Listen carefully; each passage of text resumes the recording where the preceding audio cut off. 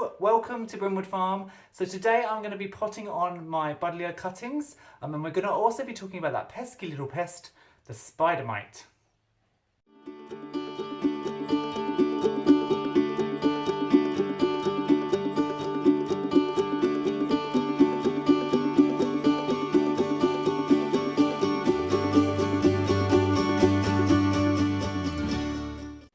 So as many of you know, I have been taking tons of cuttings this year to stock up on free plants for the farm, and in particular Buddleia, because I'm going to have two Buddleia patches. One is a grove of white Buddleia that are around the entrance to the wildflower meadow, and the other are a mauve Buddleia type, and they're going to be at the entrance of the nut orchard.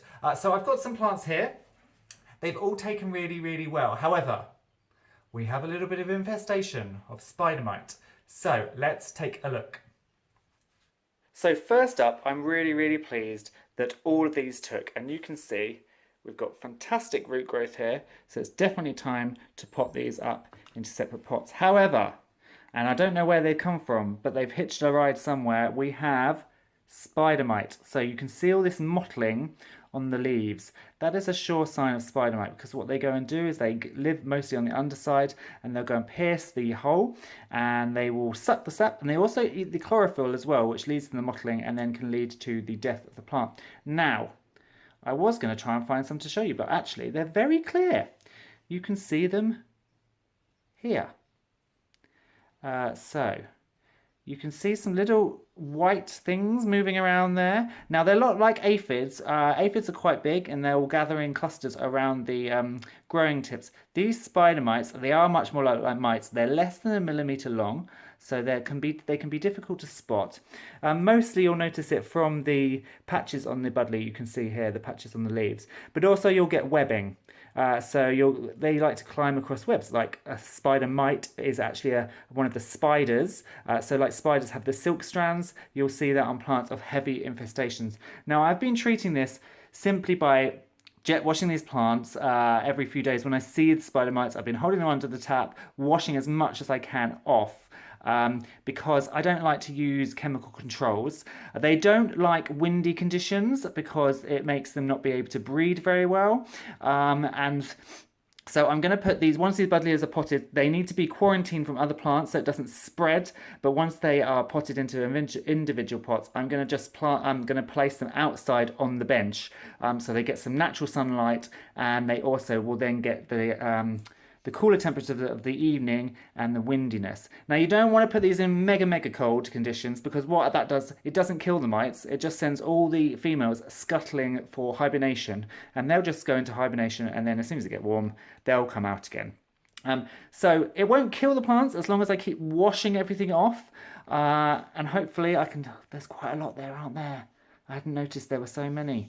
As long as I keep washing everything off, and then I might get some neem oil and put a bit of neem oil around the tips as well to prevent them. But for now, let's actually split up this pot and pot them on into separate little growing pots. Right, so I didn't actually realise there were quite as many spider mites on this plant as there were, so I've just given it another wash underneath the tap. I'm not too worried about the Buddleia because it's an outside plant, and actually in the UK here, they don't survive terribly well outside. There's natural pests and things. They're more of an indoor grown room, greenhouse, glasshouse, that kind of pest. So I'm excited by all this root growth. It's really good. Let's just tip these out. So you can see, you can see here, obviously this is the stem, and they've started the roots from the bottom. So we can split, there's 6 plants here. So the easiest way, just have it nice and moist, and then they should just kind of fall out. There we go. So that's a lovely little healthy root ball on that one. That one actually, that's hardly got anything. So we'll just still put that up. We'll just take a bit more care. These two are a little bit tangled. There we go. Again, really nice root balls.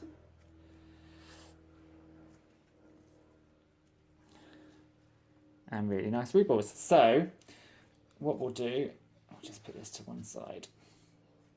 I've got 6 little individual pots.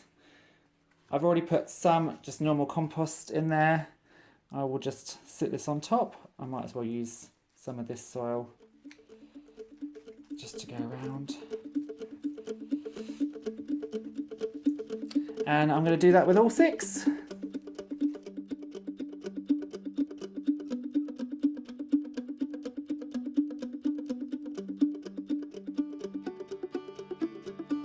So there we go, we've got 6 young Buddleia plants. Now Buddleia like well-drained soil, so like all cuttings you take, you need to keep the soil moist and allow those roots to get going.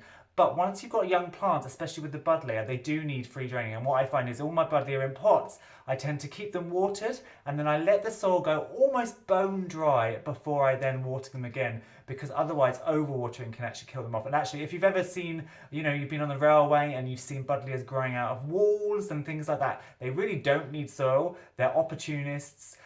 They want free draining. So I'm going to put these outside. I'm going to let the sun get to them and bake them a little bit. I will keep the soil moist just to get these roots going and sort of established in these pots. But as they grow, I'll be very careful with avoiding overwatering in them. And then in the winter, certainly, if they're outside, don't have them sat in pots in trays, because those will fill up with water and then the roots won't like it. They'll start to rot and then you'll have dead Buddleias.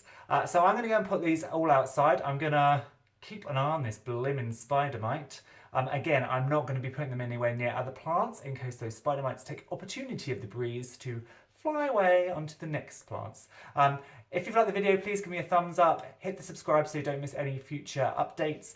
Check out the Brynwood Farm community page on Facebook, and I'll see you again soon. Bye.